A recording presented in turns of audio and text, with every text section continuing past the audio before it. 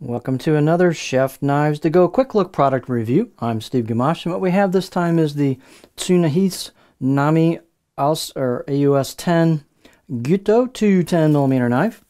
So the way this knife is made, it's multiple layers on top of the core cutting edge steel, and the cutting edge steel is what's known as AUS10 stainless. It's a pretty nice cutlery steel. Heat treat's about 60 to 61, so it's going to have a little edge retention to it. It'll make a nice, really nice kitchen steel. So the construction on this has multiple soft stainless layers to it, and you can see they've done a little bit of etching to it, and you've got a really cool pattern. This is quite a mirror polish. You can see the reflection there.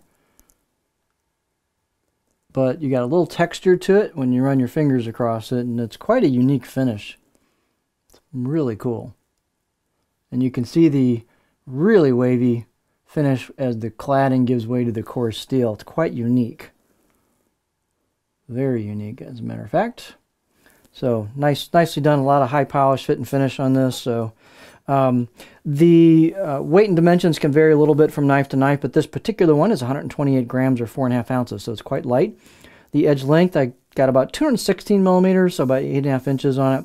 Overall length, we're at about 14 inches, about 353 millimeters. And then the spine thickness, these are fairly thin knives.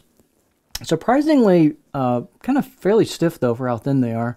So I got about 1.8 at the back, about 1.6 and a half or so, and then just pretty much holds at 1.6-ish until you get towards the grind, which is a little hard to see here, but it starts thinning out kind of gradually towards the edge right in here. And then you can see the tip is thin, and so is the edge. So this is going to be a nice performer. The mirror finish on this may kind of cause it to stick to certain types of product, maybe like potatoes or things like that a little more, because it's going to kind of create a suction effect. There's not a lot of texture to it, but it sure looks pretty.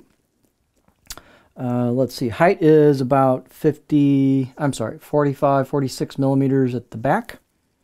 And then the handle is just a simple, well-executed oak octagonal handle. Nothing fancy, but it's got some nice texture to it. It's got a nice look to it. They've done some staining to it. And then you've got a pretty tight glue-up job where it comes into the knife edge. The tang goes in the handle.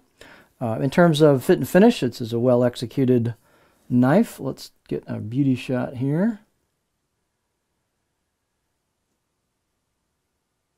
So this is the right side of the blade. You've got some hand-engraved kanji here on the right side. You can kind of feel that a little bit as you put your finger across there. And then the left side of the blade is unadorned other than that really cool finish on it. Every one of these is going to be unique. You've got a nice rounding and polishing of the spine. You've got a lot of polish and rounding of the choil, so a lot of attention to detail. Clean grinds, nice straight blade. Out of the box edge, I'll give it 5, maybe 6 out of 10. It's good out of box edge. You could use it. This will get quite sharp if you do your part. Let's take a look at the profile on the cutting edge. So this one has a pretty decent flat spot towards the back. It does kind of roll into the heel, so there's a little bit of a curve right there.